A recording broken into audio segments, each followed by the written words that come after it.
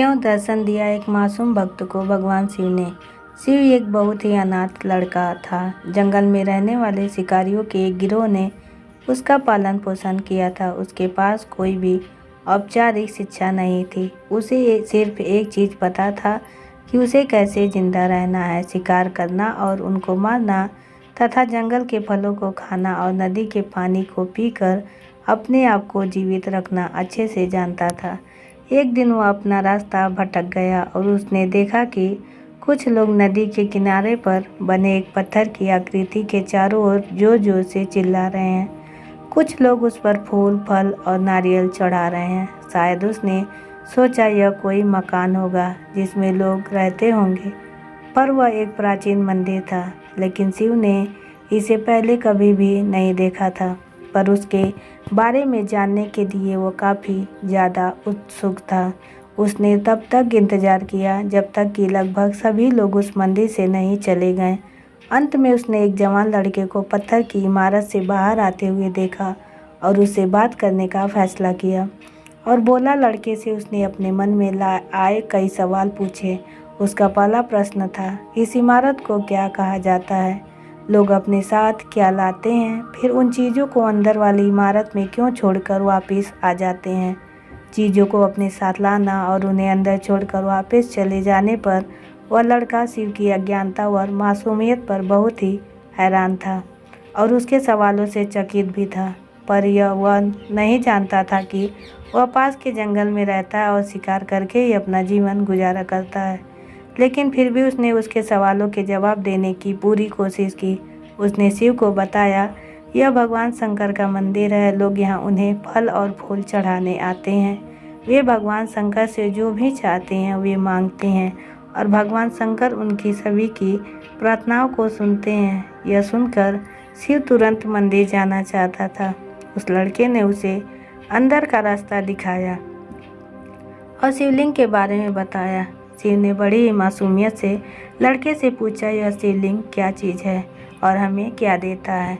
लड़के ने बताया, हम भगवान शंकर से जो मांगते हैं वह हमें दे देते हैं।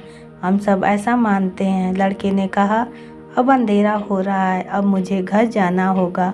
और वह शिव को वहीं अकेला छोड़कर चला गया।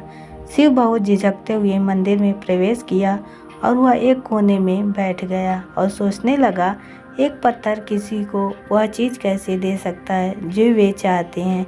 इसलिए उसने इसका परीक्षण करने का फैसला किया और उसने पत्थर की प्रतिमा से कहा, हे भगवान शंकर, कृपा मुझे पर्याप्त शिकार करने दें ताकि मैं भूखा न रह सकूं। मेरे पास आपको चढ़ाने के लिए कोई फल या फूल नहीं है, लेकिन यदि आप मुझे शिकार करने देते हैं तो मैं उसे आपके साथ साझा करूंगा। मैं वादा करता हूँ कि मैं आपको धोखा नहीं दूंगा। उसने घोषणा की। अगली सुबह शिव शिकार करने निकल गया। उसने पूरे दिन शिकार की तलाश की, लेकिन उसे कोई शिकार नहीं मिला। वह भूख से तिलमिला रहा था। वह काफ़ी निराश हो गया क्योंकि उसे कोई शिकार नहीं मिला था। दोपहर हो चुकी थी। अब उसे लगने लगा कि मंदिर के लड़के ने उससे झूठ बोला था। फिर भी उसने शिकार जारी रखा। जैसे ही शाम हुई उसने 2 खरगोशों को अपने बिल में से आते देखा। शिव ने उन खरगोशों को मार डाला। क्योंकि उसने भगवान शंकर से वादा किया था कि वह अपने शिकार को साझा करेगा, वह मरे हुए खरगोशों में से एक के साथ मंदिर गया। देर हो चुकी थी और मंदिर सुनसान था। शिव ने मंदिर में प्रवेश किया और जोर से चिल्लाया और पुकारा, कृपया आओ और अपना हिस्सा ले लो। प्रभु, आपके लिए मैं लाया हूँ। वह वहाँ बैठ गया और अंधेरा होने तक प्रतीक्षा करने लगा, लेकिन भगवान शंकर प्रकट नहीं हुए। शिव को भूख और नींद आने लगी और उसने खरगोश को मंदिर में छोड़ने का फैसला किया।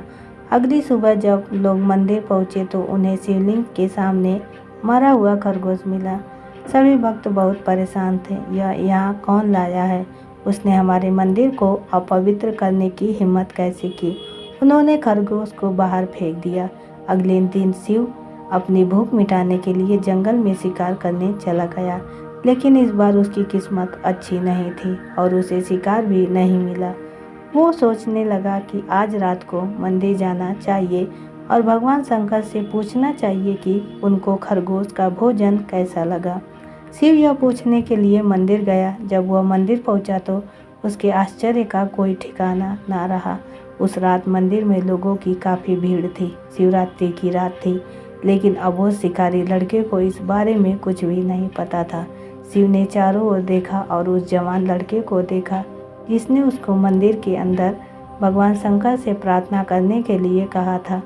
चूँकि उसे इतने सारे लोगों के आसपास रहने की आदत नहीं थी, उसने वहीं रुकने का फैसला किया और पास के एक बेल के पेड़ पर चढ़ गया। यह एक लंबा इंतजार था और समय बिताने के लिए उसने पेड़ से पत्ते तोड़कर जमीन पर फेंकना शुरू कर दिया। वह अज्ञात था, पेड़ के नीचे एक छोटा सा शिवलिंग था जिसकी पूजा लंबे समय से नहीं की गई थी। शिव के द्वारा फेंके गए बेल के पत्ते उस शिवलिंग पर गिरते जा रहे थे। शिव भजनों से मंत्रमुग्ध हो गया और धीरे धीरे साथ गाना और पंचाक्षरी मंत्र का जाप करना शुरू कर दिया। रात भोर में बदल गई और सभी भक्त मंदिर से चले गए। शिव पेड़ से उतरा और मंदिर में प्रवेश किया। उसने देखा कि शिवलिंग की आंखों पर लाल निशान थे। वे कुमकुम से जो थे लोगों ने चढ़ाए थे, लेकिन शिव को लग रहा था कि शंकर जी को उनकी आंखों में परेशानी हो रही है। उसने शंकर जी की खेदजनक स्थिति के रूप में जो कुछ भी महसूस किया उसके लिए उसे बहुत दुख हुआ। वह उनकी मदद करना चाहता था। उसने सोचा, भगवान शंकर यहाँ अकेले रहते हैं और बीमार होने पर उनकी देखभाल करने वाला कोई नहीं है। जब तक भक्त उनसे मिलने नहीं आते उन्हें भोजन भी नहीं मिलता। शिव ने एक रात पहले भक्तों को शिवलिंग पर जल चढ़ाते देखा था। प्रभु को ठंड लग रही होगी, शायद वह काँप रहे हैं। उसने सोचा, आखिरकार वह केवल पत्तियों से ढके हुए हैं। तो उसने भगवान शंकर से पूछा, मेरे स्वामी, मैं आपकी क्या मदद कर सकता हूँ? शायद कुछ खाना या दवा। मैं आपकी सेवा कैसे कर सकता हूँ? भगवान शंकर ने उसे कोई उत्तर नहीं दिया। शिव ने सोचा, भगवान वास्तव में बहुत बीमार हैं, क्योंकि वह अब उत्तर देने में भी असमर्थ हैं। वह तुरंत जंगल में गया, कुछ औषधीय जड़ी बूटियों को लाया और लाल निशान पर उनका लेप लगाया, लेकिन कुछ नहीं हुआ। उसने कहा, लगता है कि ये अंधे हो गए हैं। मुझे प्रभु को अपनी एक आँख देनी चाहिए ताकि वह ठीक हो जाएं।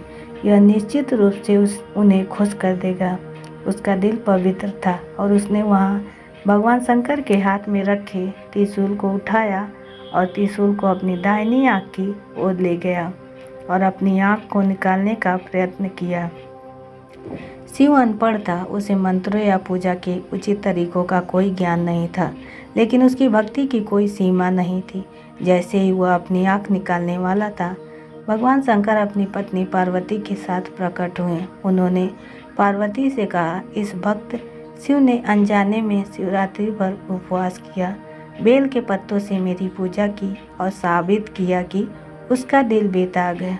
मैं अपने इस भक्त पर काफ़ी प्रसन्न हूँ। भगवान शंकर ने शिव से कहा, तुमने मुझे अपनी मासूमियत के कारण जीत लिया है। प्रभु ने मुस्कुराते हुए कहा, लोग मुझसे हर समय वादे करते हैं, लेकिन जैसे ही उन्हें वो मिल जाए जो उन्हें चाहिए, उनको भूल जाते हैं। दूसरी ओर तुमने मेरे साथ एक सच्चे इंसान की तरह व्यवहार किया और यह वास्तव में बहुत दुर्लभ है। अब से तुम मेरे इस संसार में सबसे बड़े भक्त माने जाओगे और तुम्हारा नाम मेरे साथ सदा जुड़ा रहेगा।